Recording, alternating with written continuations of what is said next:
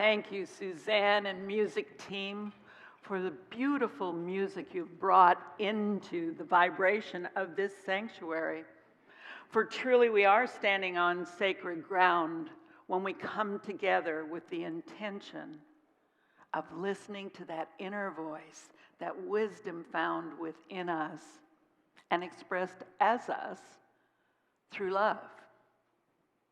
I loved the song choices this morning. I loved to come in and we hadn't talked or anything, and just the right songs, just the right platform person this morning.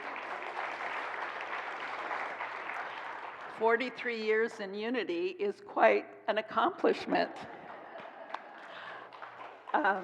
I got you beat, but you know, it's not a competition.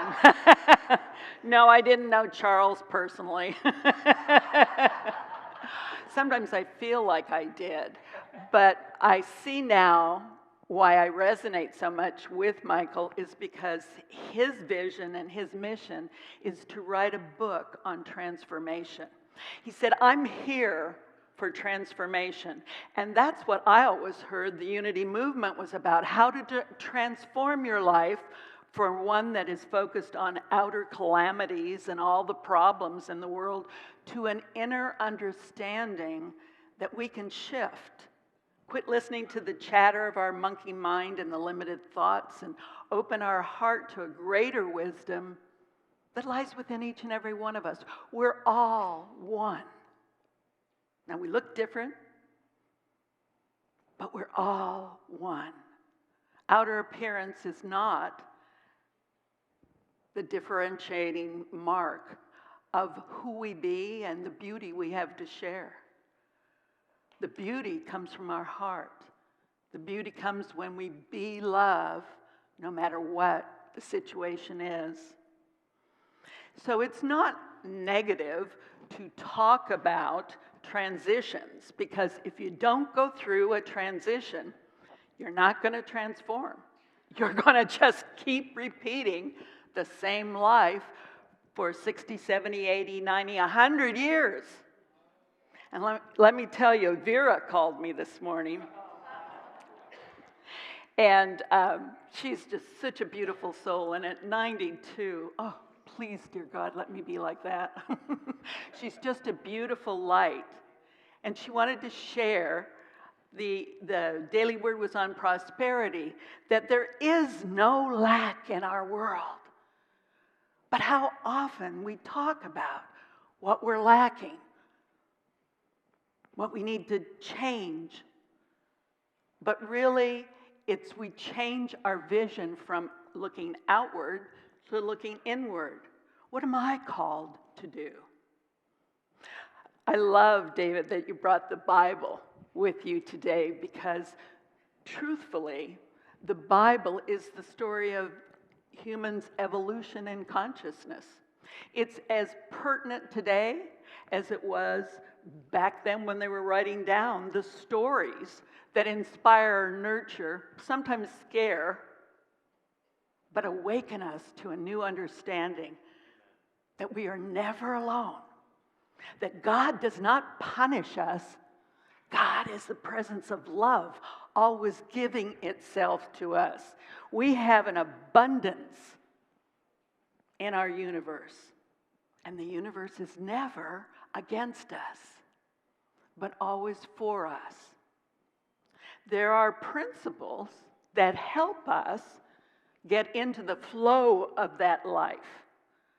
And these principles are what we stand on. Last week I talked about standing in unshakable faith. Yeah, we can stand in unshakable faith. I can even say that because of some life experiences I've been through. No matter what the circumstances, no matter what the drama is, there's that within us that remains constant and true. And it is our higher self, our Christ nature, our hero within that expresses out and changes the dynamics of the world. I dare anybody to talk to Vera and not be changed from the conversation, from the words she speaks and the faith that she holds. And I'm just so grateful to be here and to have the experiences I have with all of you. This is an incredibly creative community. The grounds are sacred. It feels very much like a place where transformation can take place. People can be loved wherever they are, and we can release those stories that bind us to the past. It's not negative to share with me your story. I'm a trusted advisor for you. I'm what's called in Unity a transitional specialist. What the heck does that mean? All it means is I've lived a long time and I've had a lot of drama.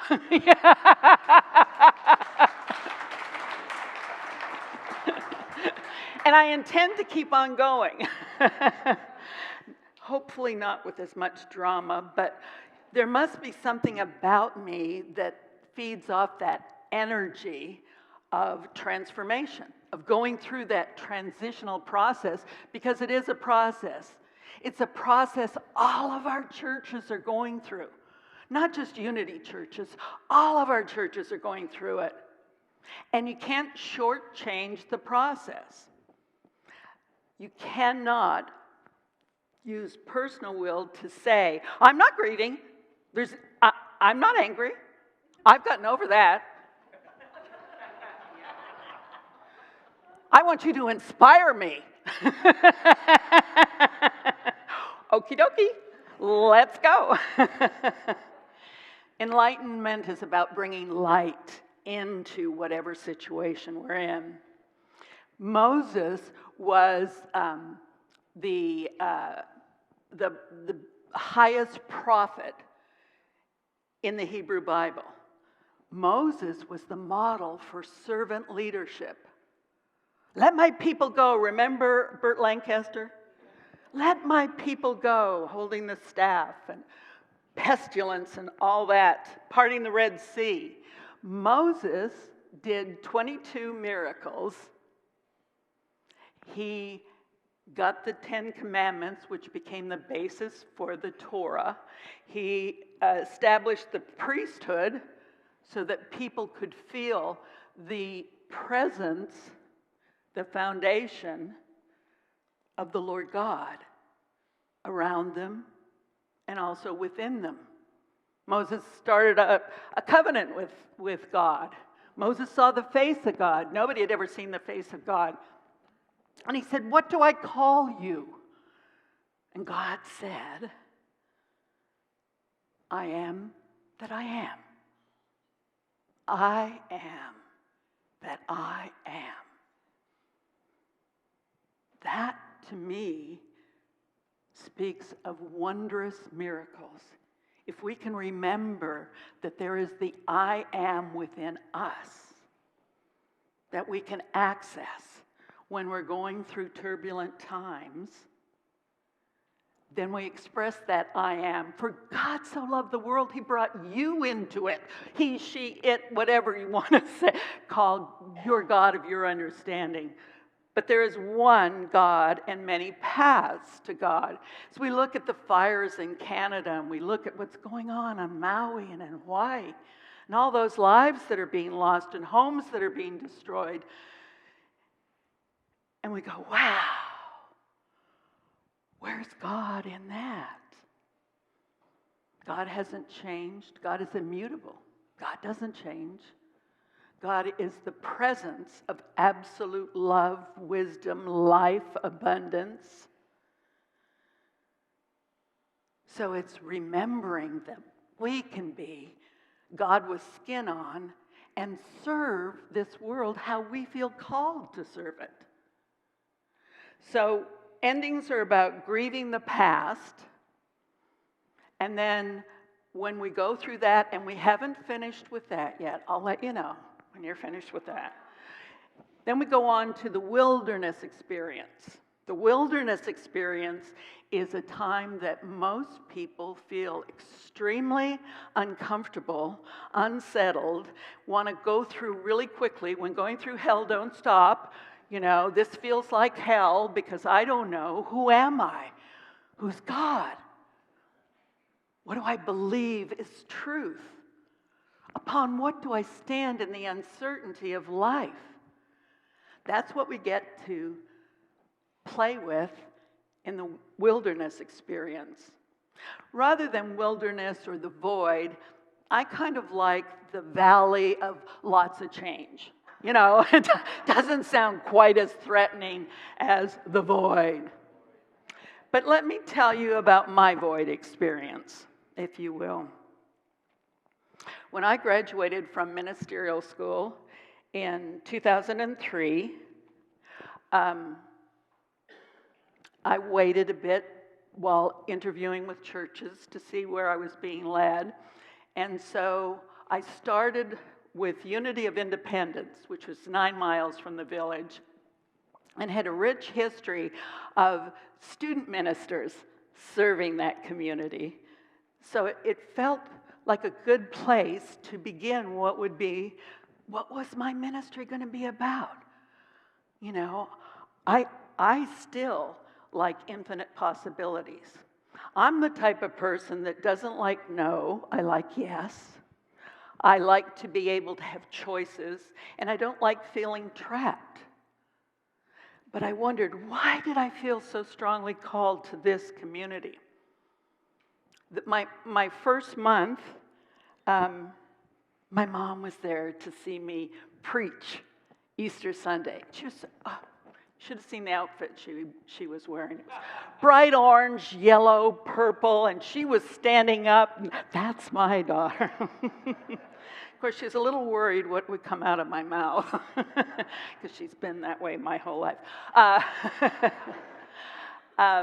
But she was so proud, just so proud. And the next month, May 19th, she left in physical form. And we had a covenant.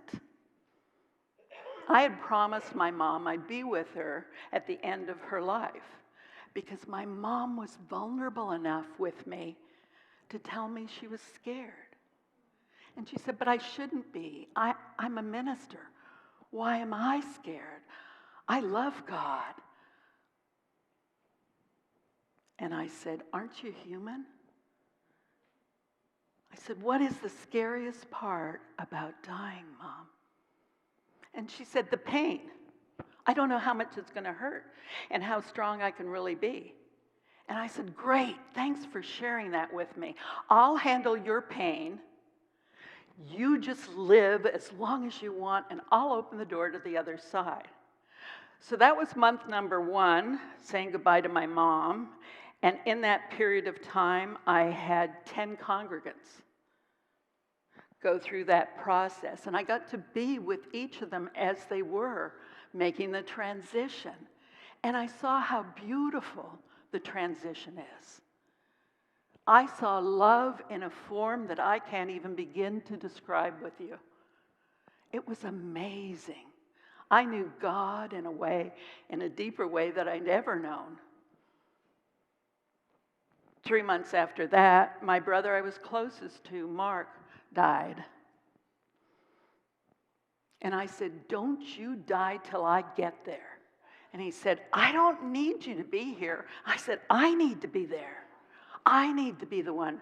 But don't you go till I get there. And so I was holding his hand as he died. And the doctors told me how wonderful he was getting all the chemotherapy, how he'd make the other patients laugh, and how people look forward to seeing him. And the doctor said, oh my, what a gift. And I said, yes, he was a gift. I said to him when he was telling me he was ready to go, I said, what am I going to do without you? You know, he was the one that we wouldn't even have to talk. And we knew what we were feeling and thinking. We just felt at home with each other. He said, Carla, take a breath. Breathe in and breathe out. And know that in that breath, I am there. So, a month after Mark died, died to his physical form. You know what I mean. My 27-year-old daughter died. Okay, this was getting ridiculous. I thought, hey, I'm following your guidance. What is the game plan here? I don't know what you want of me. How can I be cracked open my first 6 months in ministry? How can this happen?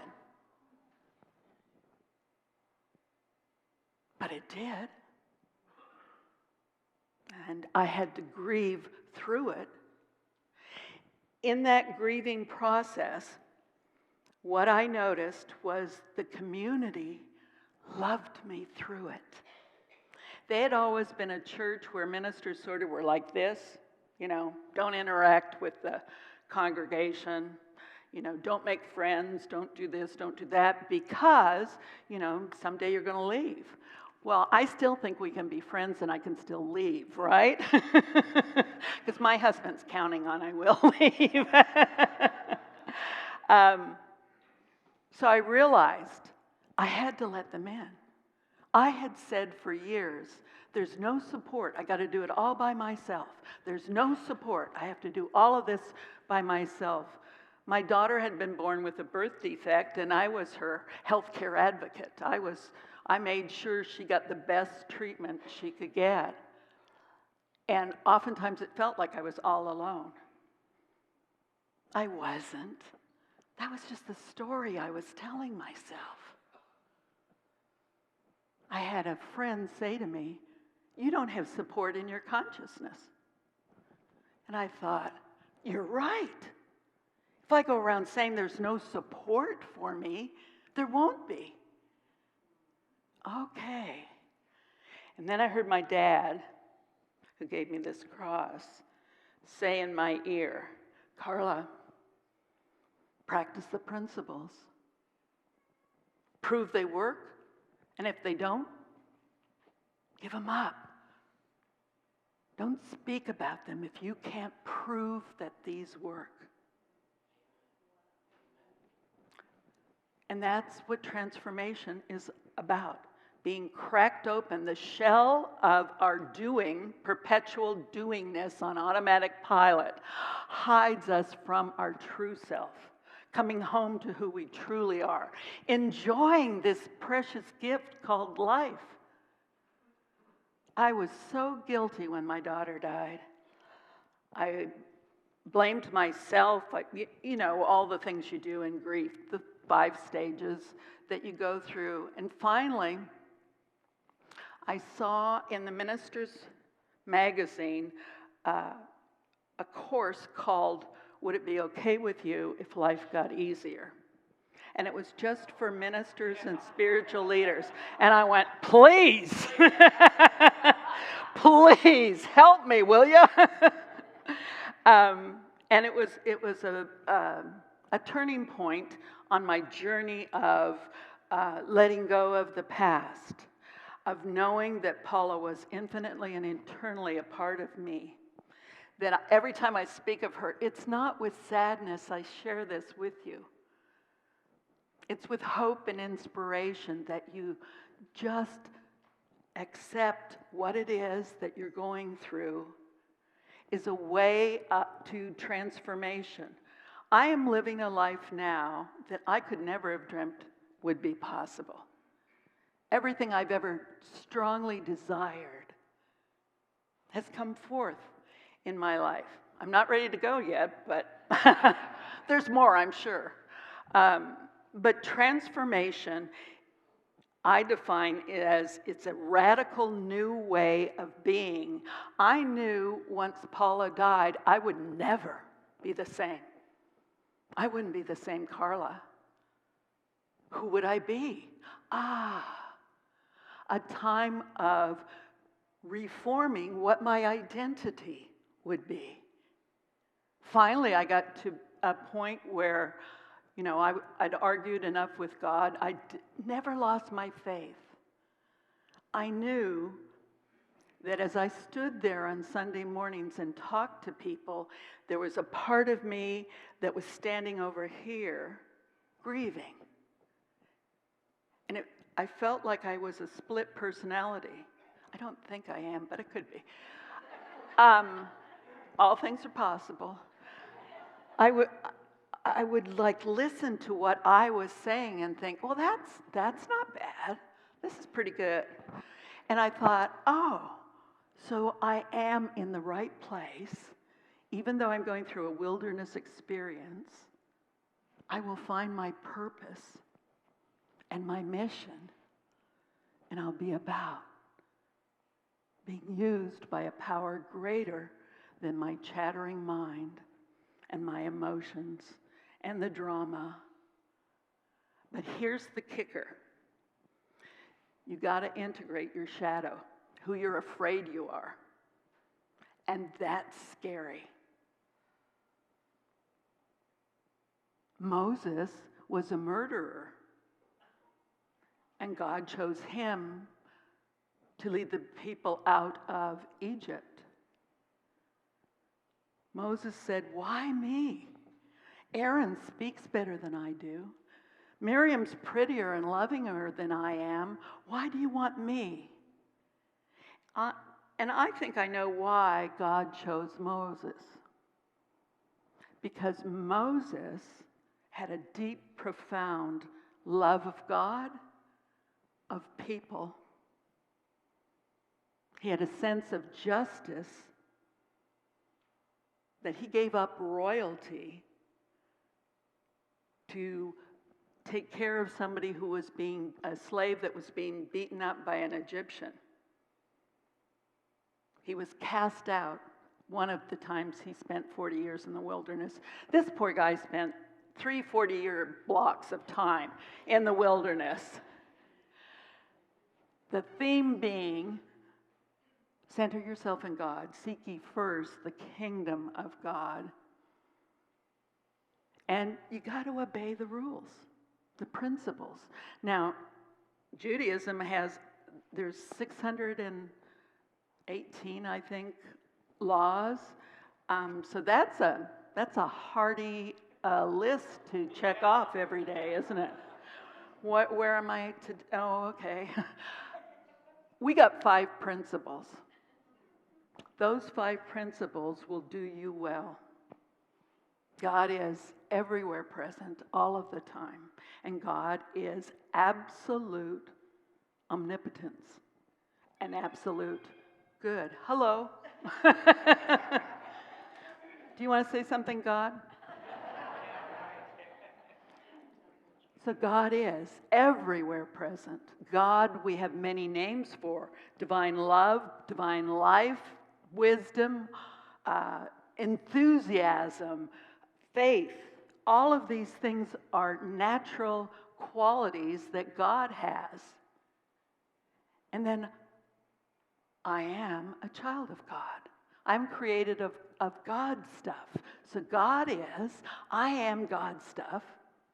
I think, but it's not just thinking that creates our experience of life. It is the energy of desiring something more that you can taste and smell and touch and know that this is of a higher level of vibration and frequency than the feeling of being a victim, of being a victim of life's circumstances. I knew at one point in my journey of grieving my daughter, I knew she'd never want me to live a sad life. She knew that's not who I am. I got a lot of enthusiasm in Theos, in God, even though I'm kind of getting elderly. I think I am elderly, but hey, I still got enthusiasm. Charles Filmer said, without enthusiasm, no demonstration can be made. Okay? That stuck with me. All right. So let's use this in Theos and know that God is guiding every step of the way. Now, nobody wants to be in the club where your child dies before you die. But it's interesting. All three members of my family that died, my mother died May 19th, my brother November 19th, and my daughter December 19th. I named my daughter after my mother. I knew my mother was there for my daughter. I knew Mark was there when she passed over. It just was a certainty that no one can take from me. Do I still have to experience the loss? You betcha. But at some point, the loss shifts into a more meaningful story for me. So I can make up whatever story I want, and I want to make up a good story. I want to use my daughter as my light as I go forward in life. My brother was my wise brother, and my mother was absolute, unshakable faith. So whatever you're experiencing right now is exactly what you need to look at. What's bothering you? What's that itch? Who's that person? What's the story? What I'm going to do here, starting after next week, is I'm going to, at the end of the service, have a circle, a listening circle, a healing circle. I'm going to have a sign-up sheet, and there will be 12 spaces for the circle. And we're going to empathetically listen to each other's pain without fixing, changing, building upon that pain, adding to the story. We're just going to listen to each other from the viewpoint that this is a child of God who is suffering. I am willing to be love now. I don't need words. I can let the vibration of my love be present in the circle. So I'm going to do that, I think, for about a month until nobody signs up for it, and I'm just doing it with myself. And that's okay too. I know that what we're about is healing that part of ourselves that we've said, that's not me. I don't want to deal with that. I'm not going to look at that pain. I have been a doer my whole life. Anybody relate to that? I do. Now it's time to be. Because I realized in my doingness, I was avoiding some pain. None of us like pain. We don't have to go it alone. It feels like we're alone. But if we believe that God is everywhere present, and God is divine love, loving without conditions, then there's a way we can find that joy of knowing we're connected. And so I've made bookmarks. Actually, that's not true. Reverend Denise designed the bookmarks, printed them up, and cut them for me. But we're a team, right? So I'm very grateful for the support. But this is what the bookmark says, and I want you to take it. And when you're angry, frustrated, sad, lonely, maybe even hungry, pick this up. It's being love heals all things. Love heals, restores, harmonizes, creates. It is the creative power of this amazing universe we live, move, and have our being in. So I was talking to Nancy Jacklow, you know, your other LUT this week, and she did an anagram of being love. Become aware. Wake up, wake up, wake up, Engage your heart. Let go of the story. You can dump it in my office. I promise you, I'm not going to take it anywhere. My mission is to reflect back to you the truth of who you are, not your monkey mind. Overcome emotions. And these are things that really we need to be in relationship with someone we can trust, that we're safe with, to be able to move through emotions. But how often do we deny our emotions? I was married before Jim to a man who said, if you just forget your feelings, we'd be okay.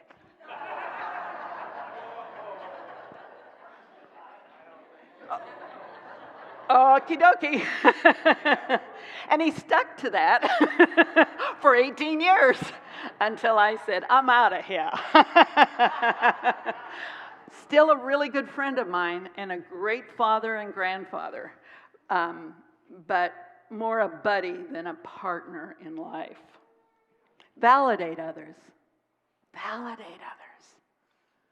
They're doing the best they can with where they are and where they understand they can be.